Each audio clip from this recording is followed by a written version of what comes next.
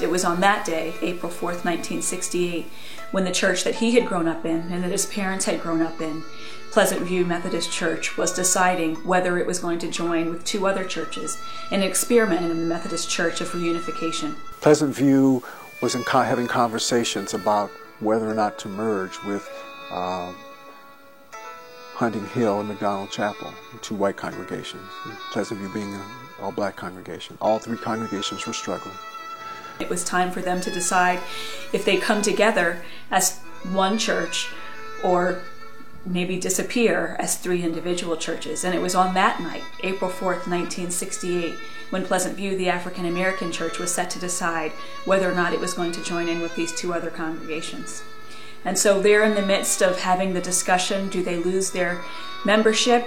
What are the risks and benefits of joining these other congregations? All of the uncertainties that go along with that. I remember Melvin and Doug coming out of the car. They'd been listening to the radio.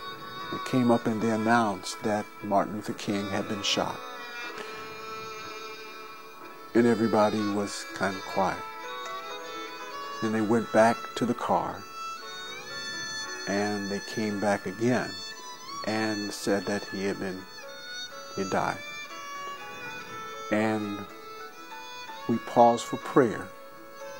And what I remember was in the prayer that Doug was giving was the tear that was coming down his cheek as a result.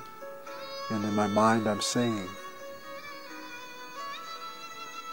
here is this white man who's shedding tears over this black man who's been shot.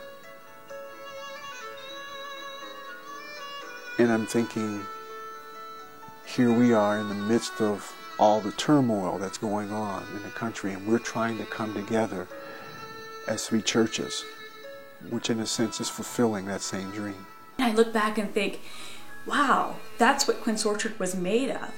People who were willing to give up a little piece of themselves, a little piece of their history for the betterment of their children, for the service, for their community, and take that leap of faith to really bring this community together. So as we remember Martin Luther King on this auspicious holiday in his honor, we really think about the Quince Orchard community that in the shadow of his death really came together to remember his life.